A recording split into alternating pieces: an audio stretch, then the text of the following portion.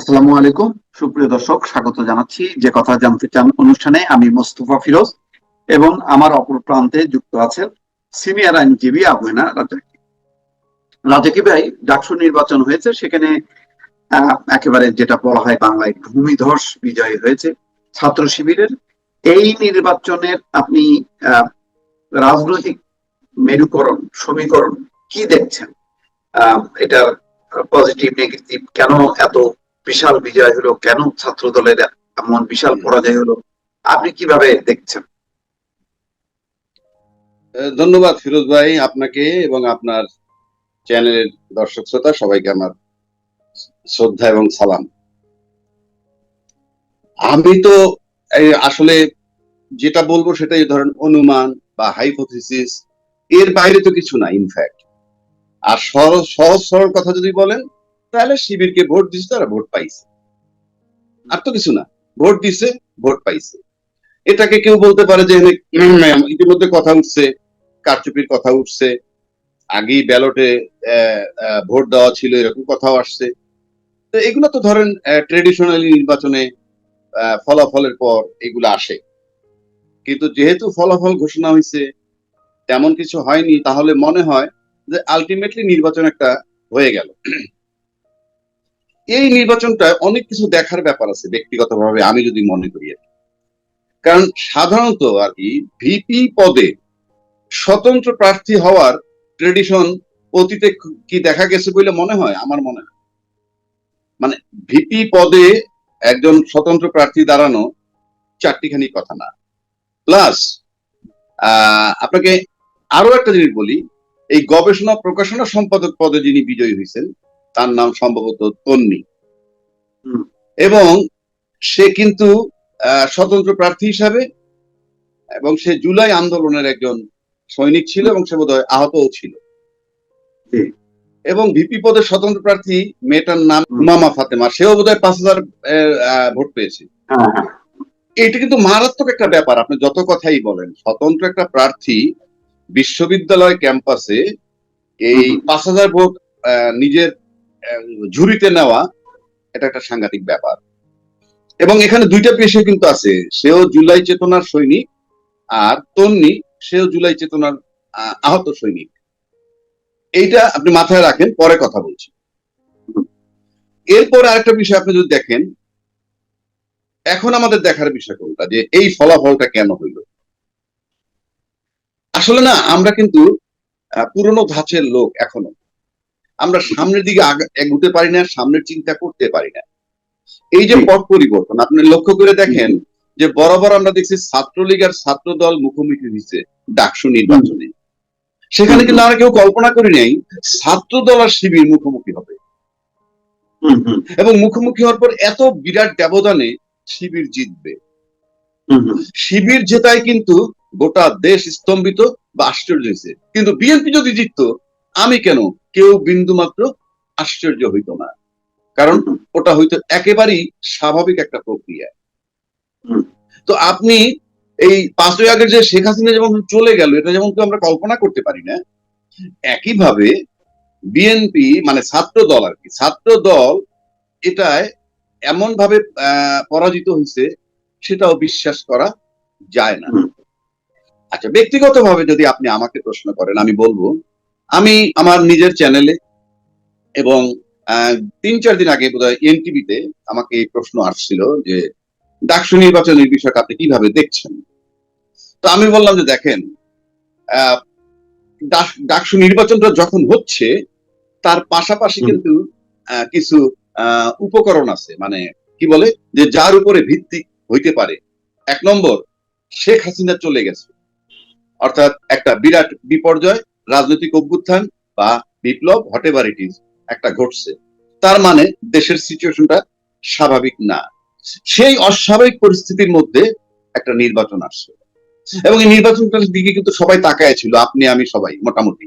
এবং আমি বলেছিলাম যে আমার ব্যক্তিগত ধারণা, যে জুলাই চেতনা যারা ধারণ করবে, মানে ভোটাররা যাকে চিন্তা করবে যে জুলাই চেতনার পক্ষে যারা আছে বা জুলাই চেতনা ধারণকারী যারা, তাদেরকে ছাত্ররা ভোট দিতে পারে, এই ধরনের বক্তব্য আমার ছিল।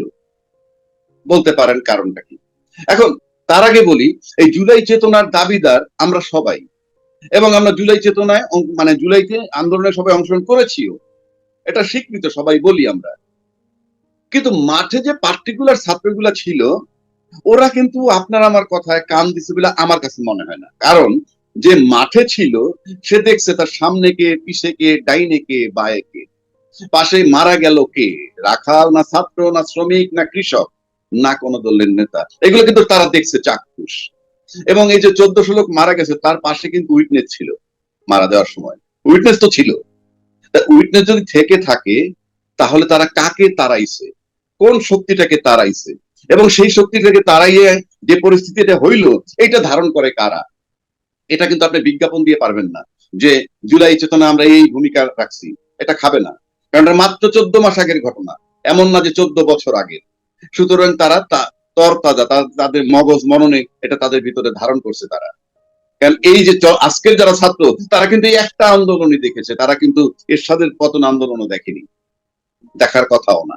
সুতরাং এই যে আন্দোলনটা হয়েছে, সেই আন্দোলনটা আহ মানে জুলাই জুলাই চেতনা যারা ধারণ করে, সেই ধারণ করাটা কিন্তু ছাত্ররা তাকে বিশ্বাস করছে। আমি মনে করি যে যারা জুলাই চেতনা ধারণ করে আমরা তাকে ভোট দিব, সুতরাং বিশ্বাস করছে ছাত্ররা। এটা আমি, আমার ওপিনিয়ন, এটা একটা কাজ করেছে বলে আমার কাছে মনে হয়। পাশাপাশি যদি আপনি এখন বলেন যে আহ তাহলে চেতনা ধারণ করছে, এটা কি আইডেন্টিফাই কিভাবে করলে, এটা আমার ব্যাপার না, এটা ছাত্রদের ধারণা, তারা যেটা উপলব্ধি করছে তাদের কাছে। তা না হলে আপনি এরকম রিভার্স রেজাল্ট, রেজাল্ট হোক জিতুক শিবির, কিন্তু ভোটের ব্যবধানটাও কিন্তু অস্বাভাবিক, মানে যেটা চিন্তা করা যায় না। আমি আমি এটা নিয়ে কোনো আমার বিদ্বেষ, ক্ষোভ, অভিমান, আনন্দ, বেদনা কিছুই নাই। কিন্তু আমি এই নির্বাচনটাকে দেখছি যে জুলাই চেতনা ধারণকারীরা বোধহয় বেশি ভোট পেয়েছে, কিংবা ছাত্ররা কনসিডার করছে কে জুলাই চেতনাকে ধারণ করে। তা না হলে আপনি স্বতন্ত্র প্রার্থী তন্নি কেন পাশ করবে? একটা বিশ্ববিদ্যালয় তন্নি 11,000 প্লাস ভোট পাইছে, এটা কি করে হয়? আবার ভোট পাবে কেন, এটা একটা বিষয়। উমামা ফাতেমা 5,000 ভোট কেন পাবে? এটা একটা জাস্ট ফিলিংস যে দেখাই দিল এই, অর্থাৎ তারপরে ভোটটা ভাগ হয়ে গেছে যে না, উমামাকে দিছে কারণ স্বীকৃতি স্বরূপ সে জুলাই চেতনা ধারণ করে, আর সংগঠন হিসেবে তো তারা বেশি পাবেই যারা জুলাই চেতনা ধারণ করে। সুতরাং ফলাফলটা তার ভিত্তিতে হয়েছিল, আমার ব্যক্তিগত মতামত। এখন আসেন, এখান থেকে আমরা কি শিখলাম? কেউ কেউ বলছে সম্প্রতি, এই সম্প্রতি না, আজকে বা কালকে বোধহয়, আজকে ওপিনিয়ন দিছে কি, মানে জাতীয় রাজনীতিতে এর কোনো প্রভাব পড়বে না, সেই চ্যাপ্টার আমি পরে আসতেছি। কিন্তু তার সাথে জুড়ে দিছে এটা যে অতীতে যারা ভিপি হয়েছে, ছাত্র কি বলে ইউনিভার্সিটির যারা ভিপি হয়েছে, তারা জাতীয় রাজনীতিতে তেমন কোনো ভূমিকা রাখতে পারেনি। এই কথাটা বলছে কেন আমি ঠিক জানি না, কিন্তু এই কথার অর্থ দাঁড়ায় যে জাতীয় রাজনীতি করতে পারে নাই, মানে কি ছাত্র রাজনীতি আর জাতীয় রাজনীতি এক না, এক মানে এটাকে ছোট করেই দেখা হয়েছে।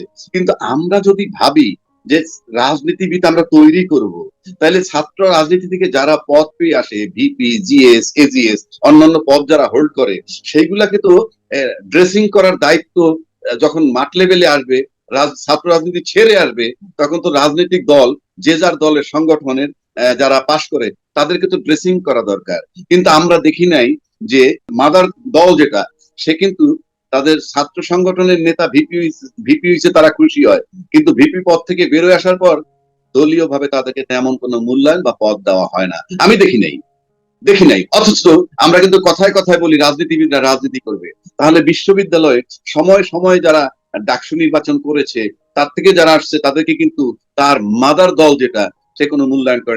Number one. নাম্বার টু, রাজনীতিবিদরা ক্ষমতায় থেকে পরিকল্পিতভাবে ভিপি নির্বাচন, ডাকসু নির্বাচন বন্ধ রেখেছে টাইম টু টাইম। কিন্তু আপনি যদি মনে করেন যে রাজনীতিবিদ তৈরি করবেন, তাহলে তো আপনার এটা ওপেন রাখা উচিত ছিল সব সময়। কেন আপনারা ওপেন রাখেন নাই? রাজনীতিবিদ তৈরির জায়গাটাই তো ছাত্র সংগঠন থেকে রাজনীতিবিদ আসবে। এখন আপনারা স্যাটায়ার করে বলেন জাতীয় রাজনীতিতে তাদের কোনো রোল নাই, দেন নাই আপনারা রোল। ভিপি নূরের রোল কি, মাহমুদুর রহমান মান্নার রোল কি, কেউ আমরা মূল্যায়ন আপনারা করেন না। কারণ তখন ওইটাকে দেখেন, বাবা ওটা ছাত্র রাজনীতি, ওটার কথা আলাদা। এইবার আসেন, ওটা আলাদা, এখন রাষ্ট্রীয় রাজনীতি অন্য, অথচ তাকে মূল্যায়ন করা। যে 30,000, আপনি সিম্পল ঢাকা ইউনিভার্সিটি ধরেন, এখন এই মুহূর্তে প্রায় 40,000 ছাত্রছাত্রী, তো 40,000 ছাত্রছাত্রীকে যে ভিপি হিসাবে হ্যান্ডেল করতে পারবে এবং 1 বছর হ্যান্ডেল করে আসার পর সে রাজনীতিতে অবদান রাখতে পারবে না, এটা কি গ্রহণযোগ্য? তার মানে পরিষ্কার রাজনীতিবিদরা তাদেরকে অবমূল্যায়ন করেছে। এবং এই আমি চ্যালেঞ্জ করে বললাম, এরা যখনই আবার দলে আসবে তখন বলবে বাবা দল আর রাজনীতি, মূল দল আর ছাত্র রাজনীতি এক নয়। এইবার আসেন আপনি আপনাকে আর একটা কথা বলি, এখন দেখার বিষয় কোনটা, এই বার্তাটা কি দিল আমাদের কাছে? বার্তাটা দিল যে দেখেন এরকম টার্মোয়েল সিচুয়েশনের মধ্যেও কিন্তু একটা নির্বাচন হয়ে গেল এবং আমরা তেমন কোনো বাজে কোনো সংবাদ আমরা পাই নাই, কোনো মারামারি হানাহানি কাটাকাটি বলতে যা বোঝায় তেমন পাই নাই।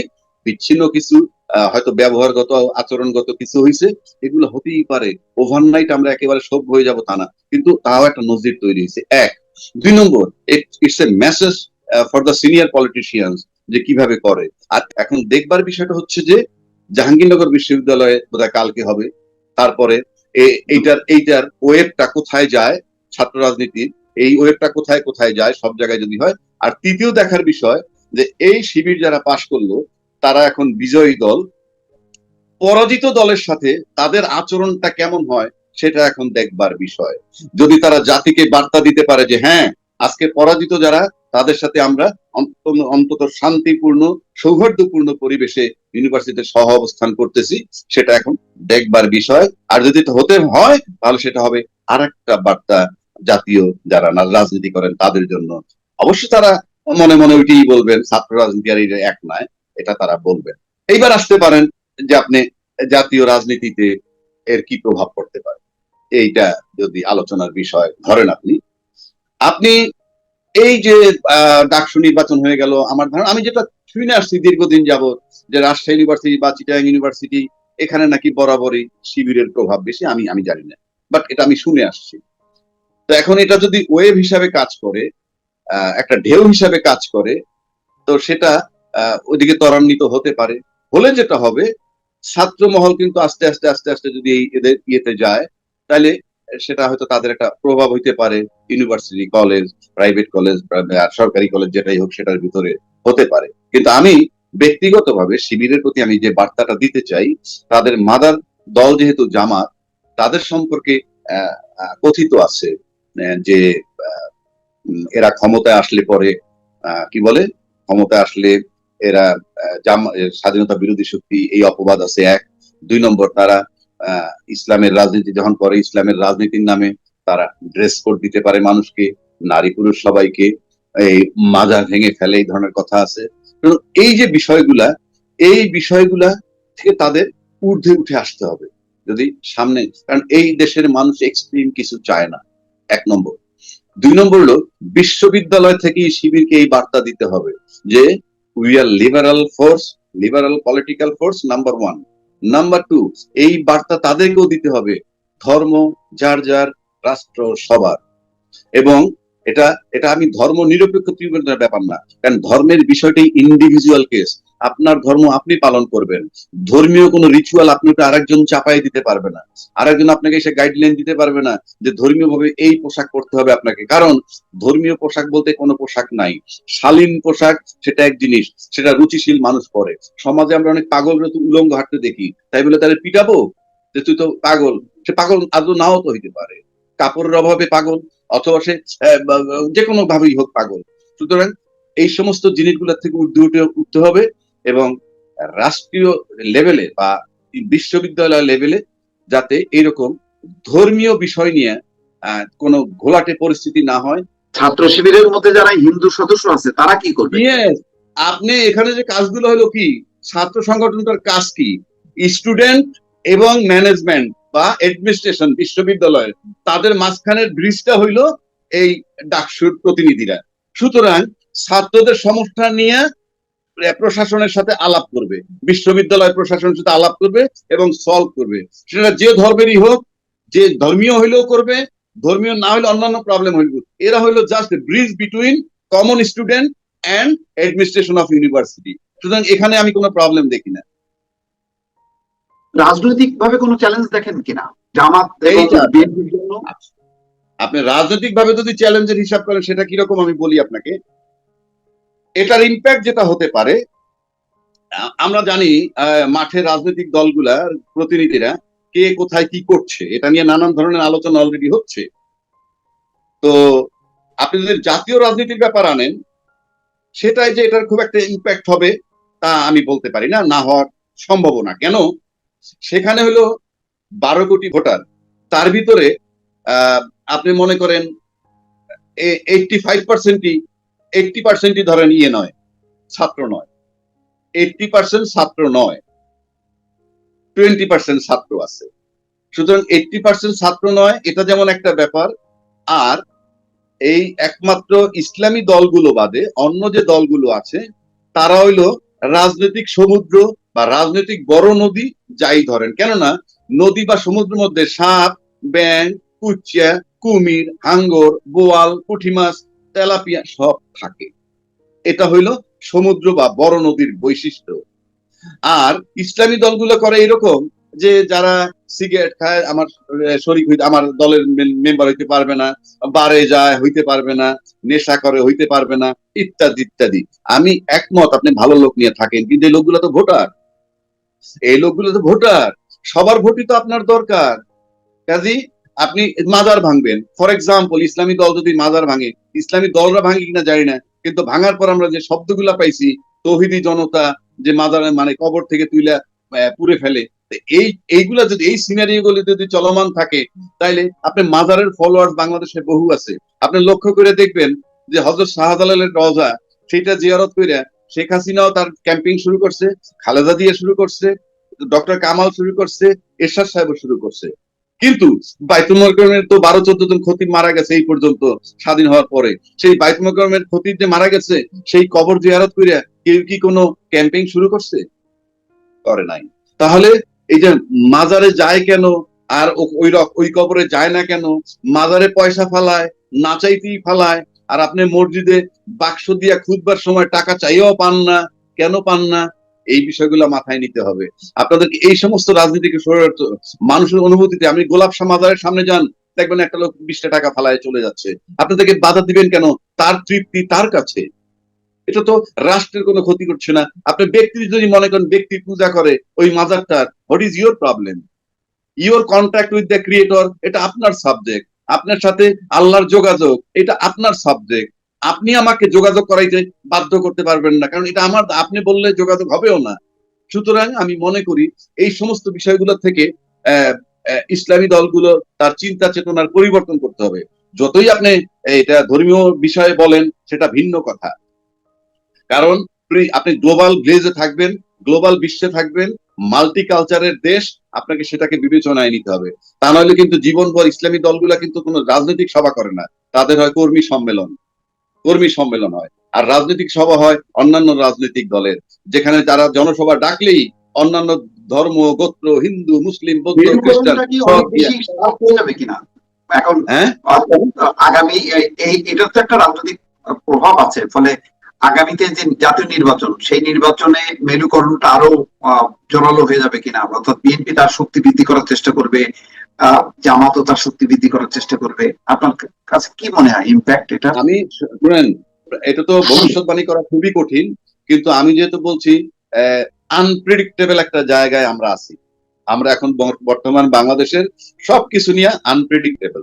ও বললাম হাসিনা চলে গেছে, এটা আনপ্রেডিক্টেবল। ইউনূস সাহেব এসব বসবে, এটাও হঠাৎ করে কল্পনা করা যায় নাই। আজকে নির্বাচনে এই ফলাফল হবে, এটা কল্পনা করা যায় নাই। আপনি যা কিছু, আপনি কিছুই কল্পনা করতে পারতেছেন না। এখন যদি হঠাৎ করে আজকে দেখলাম যা মানে নির্বাচনের জন্য দেখলাম শিবিরের লোক সারা ইউনিভার্সিটি ক্যাম্পাস পাহারা দিছে, কথার কথা বলছি। কালকে যদি মনে করেন, কালকে যদি মনে করেন যে সারা বাংলাদেশে রাজনৈতিক যে ছাত্র কি বলে, যত নির্বাচন হয়ে যাক ইউনিভার্সিটি বা কলেজের নির্বাচন হওয়ার পর, সেই ছাত্ররা যদি মনে করে নেক্সট ইলেকশনের সময় তারা প্রতিটা সেন্টার পাহারা দেবে দূর থেকে, এবং প্রশাসনকে বলবে আমরা পাহারা দিতে চাচ্ছি, কেউ বাধা দিতে পারবে না, কারণ প্রশাসন এখন যে জায়গায় আছে বাধা দিতে পারবে না।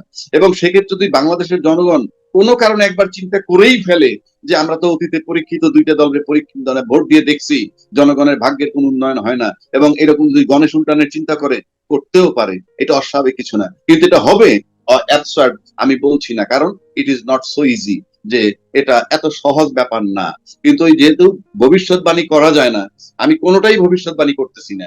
তবে আজকে পর্যন্ত যেটা মনে হয়, এই মুহূর্তে নির্বাচন হলে যারা জেতার তারাই জিতবে এবং এটাই স্বাভাবিক। অনেক অনেক ধন্যবাদ আপনাকে।